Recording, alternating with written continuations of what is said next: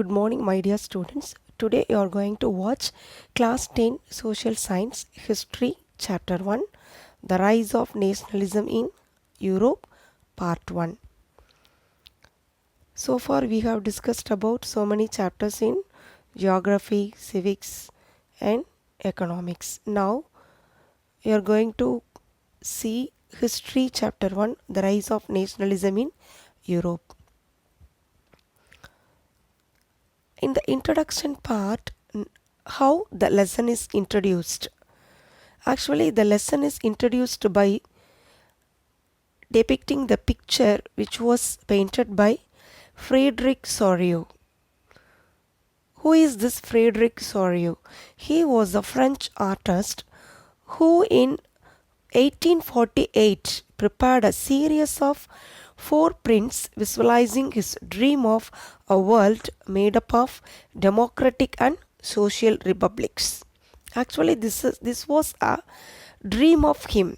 He painted 4 prints, series of 4 prints showing that how this world was visualized in his dream. Yes, it became a democratic and social republics. You just look at the picture carefully.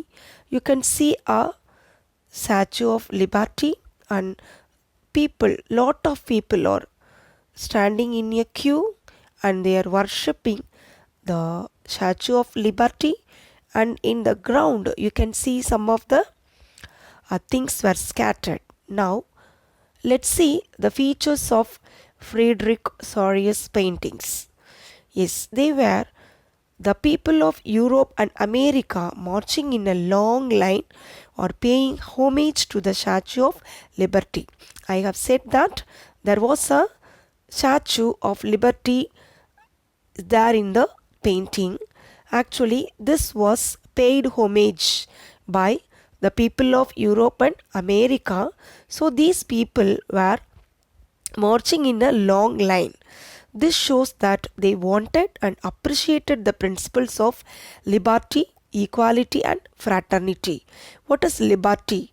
Freedom. Equality. You know that what is equality, and fraternity means brotherhood. Yes. Actually, what are these? These principles mainly followed in French Revolution. These ideas were formulated by French Revolution. It was the main concept of French Revolution. This Statue of Liberty, you can just look at the picture, easily find out that in one hand, this is a female figure. In one hand, she carried a light which shows enlightenment, and in another hand, a charter of rights of men. Yes, this was the main thing which was introduced by French Revolution. On the foreground, I said, of the image lie the shattered symbols of monarchical regimes, signifying the downfall of the monarchical and absolutist regimes. Yes, I said that in the foreground, the foreground, the shattered symbols of monarchical regimes can be found. What it signifies? Actually, the downfall of monarchical. Actually, here the Statue of Liberty is depicting that, it's describing that it's a liberty. They have got liberty, equality and fraternity, and this was missed in monarchical regime. So the monarchical regime was thrown out. It was thrown away. So there was a downfall happened to the monarchical and the absolutist regimes. Absolutist also like that of monarchical. They were aristocrat and the power was centralized to the military and other higher class people. In this image, people are grouped as distinct nations, identified by their flags and national costumes. Yes, here you can see the people are marching towards the Statue of Liberty and paying their homage. And here they were grouped, but they were identified with the how they were identified with the flags and their national costumes. And here not only European country people, American people also were there. And here the American countries were divided into nations that time, but in Europe most of the countries, for example Italy and British, these were all not divided into national state in this picture. But here in this picture he depicted that this states were identified by their flags and national costumes. What it shows, actually they have got nation state. This countries were separated as a nation. So this was the dream of him. Before that event he had a dream that it would be happen. So it was happened. Same thing happened later. So this lesson mainly focused on this nationalism and emerging nation states. So shall we discuss about this now? Yes.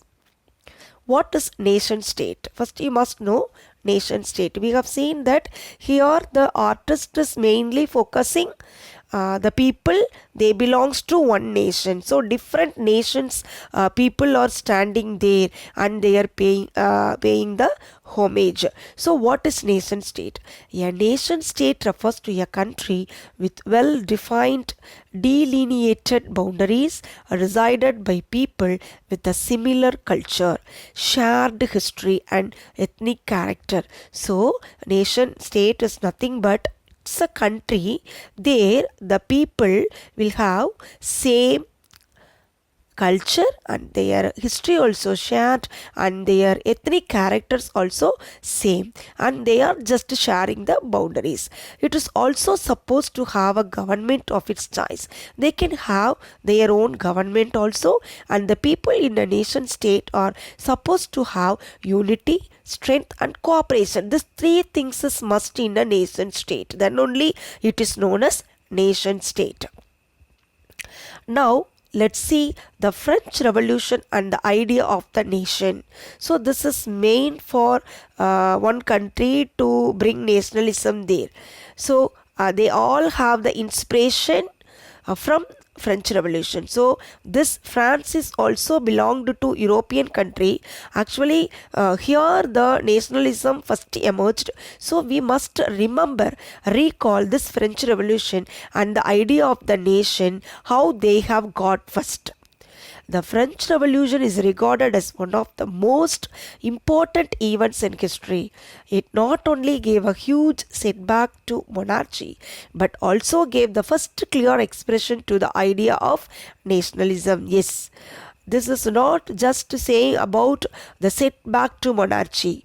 This is also giving the clear expression to the idea of nationalism also. How this idea of nationalism got by the people? This is because of French Revolution. From the French Revolution, we are getting more and more ideas. Even the other parts of Europe also, the other countries of Europe, the other parts of the people also got some ideas from this French Revolution.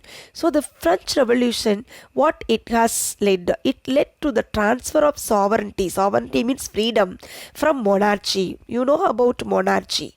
There were no freedom for the people there. They were treated as slaves, and only the king had all the decision making power and all authorities. It's like a military. So this French citizens, they have got sovereignty, and this transfer of sovereignty from monarchy happened during French Revolution. The constitution in France came into existence and citizens were awarded with the rights of liberty and equality. So after the French Revolution, whatever the changes brought in France, yes, they have had a constitution and it came into existence, and citizens also were awarded with the rights of liberty and equality. They have got liberty and equality first. Now, the French revolutionaries, we know that so many people involved in the French Revolution, and the revolutionaries, you have to remember about Rousseau and so many people you have learnt in the last year. Yes, in grade 9. you have learnt about in depth of French Revolution. Yes, this revolutionaries introduced various measures and practices to create a sense of collective identity amongst the French people. So how they have brought the French people under one, that commonness, under oneness, feeling that they are in one nation, and the feeling of nationalism, how they have brought this. Yes, for that, whatever the measures and practices introduced by them. First one is the ideas of la patrie. La patrie means the fatherland. They have to consider their land as fatherland. And la citoyen, yes, the people, those who are living in that land, are considered as citizen. So in France it is known as law citoyen. This was introduced first. So we must first feel about that, where we are living, that is our land, that is motherland. Here we are saying that motherland, there it is fatherland, and we are the citizen of that land. So this feeling was first introduced, and the Estates General was renamed to the National Assembly. Yes, you have learnt about the Estate General, and there the people were divided into three estates. Remember? Yes, first estate includes the clergy and noble persons, and the second estate royal people, and the third estate only the common people. So here the two estate people alone were given all rights. They can enjoy all the privileges in France before. Actually before the French Revolution. So that time that assembly was known as Estate General, and this is like a parliament. There only who were allowed to sit inside, only the first and second estate people, and even in the administration and the decision making, there also only the first two estate people participated, right? This all you have learnt, right? And the third estate people were not given even the voting rights properly. There is no equality also given to them. So the first two estate people were given one vote is equal to doubled of that values, but here the third estate people were given only one vote one value, like that. So there were no political equality was there. So this Estate General was renamed the National Assembly, and its members were elected by active citizens. After renamed the National Assembly, the members of this assembly were elected by active citizens. Active citizens means working people, earning people, those who are paying tax to the government. And the new French flag, tricolor flag, also replaced the former royal standard. Before it was royal flag, royal standard, that was replaced by the new French flag. And next one is nation now becomes supreme, and hymns were composed and oaths were taken on the name of the nation. So the hymns, the songs, national songs also were composed, and oaths, pledges were also taken on the name of the nation. It was regarded as a fatherland. Now the nation was regarded as a fatherland. Next, regarding administrative system, whatever the changes they have brought. Actually, the administrative system was centralized, and uniform laws were formulated for all citizens. Centralized in the sense people also have the power to take part in the administrative system, and uniform laws were formulated for all citizens.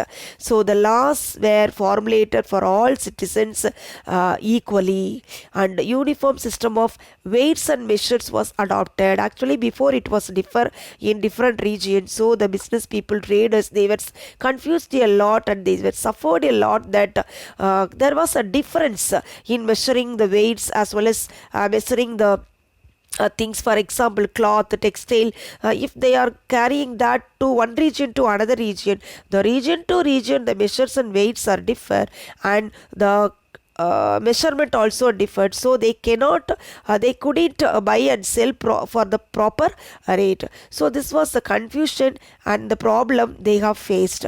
And internal custom duties and dues were also abolished. Some of the internal custom duties also imposed on the people, and some dues also imposed, that also that they all were abolished by this. And the French language was made the common language of the people residing in France. So there were so many languages spoken by the people because different people were lived there. So now this language, common language as French was made, and the people they have to speak only French there. The revolutionaries declared that their next motive is to help other people of Europe to become nations. So these revolutionaries not only helping the own nation people, they wanted to help the other nations also in the Europe. So this French Revolution impacted the middle class, including professionals and students in several countries such as Switzerland, Holland, Italy and Belgium. So not only France. This French Revolution impacted whom? The middle class. Middle class includes professionals and students in several other countries. For example, in Switzerland, Holland, Italy and Belgium, the students and professionals, they all came to know about the French Revolution and the ideas of French Revolution, and they were impacted on this, and they started and they have implemented that also in their countries. They also wanted to throw off the monarchies in their countries and become nations. In this way, this French Revolution gave a great impact on several countries in Europe. Now, next we should remember after the French Revolution what happened. Yes, Napoleon Bonaparte came to throne, and he was the child of the French Revolution. Yes, we should say that the rise of Napoleon marked the rise of monarchy in France. Actually, during French Revolution, the people fought for democratic form of government. After that, they have attained that, and after the captured, actually that France was captured by Napoleon, then Napoleon changed the democratic form of government into monarchy again. But even though it was a monarchical form, Napoleon implemented some revolutionary ideas and principles in France. He was a different person. He was administered France in a different way. For example, he was formed a monarchical government, but the way he managed, that was different. It was not like a monarchical government. He did this by taking the following steps. So for that, whatever the steps he brought, he changed. He introduced the Civil Code of 1804, also known as the Napoleonic Code. First of all, he introduced the Civil Code. It was introduced in the year of 1804. So this is known as Civil Code of 1804 for the civil, for the people. He introduced so many things. Some of the things should be followed by all the people uniformly, that is Napoleonic Code. This code instituted the principle of equality of all people before the law. What this code says? First of all the people are treated equally before the law, and the right to property was established. Yes, right to property was not there for the common people, so this was established, and all privileges enjoyed by the people of high birth and class were abolished. Actually, before, when it was a monarchy, the high class, high birth, even by birth, those were high and high class people, the royal people, noble persons, clergy, they were all enjoyed so many privileges because of their birth was in the higher caste, right? So this was abolished by Napoleon. So Napoleon formed a monarchical form of government, but the way he ruled was different. So these all enjoyed in the monarchical form of government. You know that Louis XVI, right? He introduced all those things, and he actually allowed the people to enjoy all the privileges. For example, not common people, only the first and second estate people. Now these people, they couldn't enjoy those privileges because everything was abolished by Napoleon. He was a great in this. This code was also promulgated to other parts of Europe which were controlled by France. So whatever the parts which were controlled by France, there also this code was implemented. So this is one of the unique one which was introduced by Napoleon. And the next one is, in many European countries such as Switzerland, Germany, Dutch Republic and Italy, he simplified the administrative machinery, ended the feudal system and liberated the peasants from serfdom. Not only in the code, actually not only in the social life, in the administrative system also he simplified somewhat in these countries, and he brought the end to the feudal system. What is feudal system? It was a system practiced those days that the peasants and the poor people, they have to work to the landlords without any payment. This is somewhat a slavery system. It was eradicated by this was abolished by Napoleon, and liberated the peasants from serfdom. Even the peasants also treated as slaves, and they have some contract. They have to work in their fields in the landlords. Though they were also liberated from that kind of dues, manorial dues. In towns, what happened? In villages, he brought this change, and in towns, some of the restrictions imposed on guilds. What is guilds? This is an association of traders. Right, you have learnt in the lower classes about the guilds. It's an association. Here, some of the restrictions imposed, some of the laws they should not follow. They have some restrictions also. This was removed by Bonaparte, and the transport and communication systems were improved. He concentrated more on this transport and communication system. So businessmen, small industrialists and traders began to realize the importance and advantages of a uniform system of laws. So everywhere there was a uniform system of laws, and wherever they go for trading anything, there was no confusion, there was no problem because of the uniform system of measures as well as weights also brought by Bonaparte. And people of other European countries initially welcomed the French armies, but later began to oppose them because of increased taxation and censorship imposed on them. Actually, what Napoleon, at last he has done that. He increased the taxes, and he imposed censorship also. This somewhat made some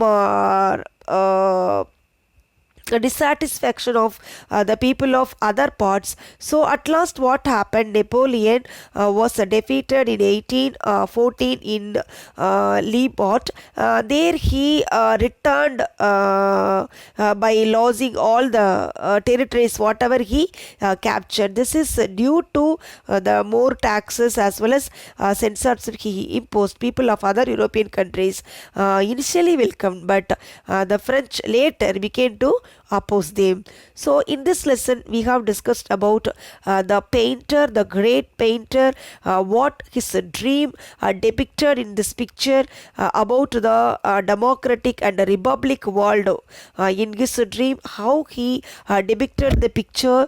Yes, in that the Statue of Liberty was paid homage by the people of Europe as well as Americans. Here before happenings all, he had a dream regarding that, and that dream came true later. This was the highlight of this lesson. This lesson was introduced in this way. Whatever the dream he had, that came true, that became true after that. So the different people with the different symbols, and this shows the nation state, and what is nation state also we have seen here. And next, the important thing is about the French Revolution. Already you have learnt in the previous class. Then again we have just gone through the things, whatever the changes happened in the French Revolutions, the idea of French Revolution and how it impacted other parts of the Europe also. And about Napoleon Bonaparte, was a great person, great king. He brought a monarchical form of government, but he handled that in the democratic way. So he brought so many changes. Actually, it was appreciated by the people and it was followed by the people. But at last, what happened? Because of the taxation and censorship, some of the most of the people, most of the parts of the Europe that were under the Bonaparte, they were opposed to this, and at last what happened? He was defeated, right? So the remaining, how that nationalism made in European countries and the making of nationalism can be seen in the next class. Thank you, students.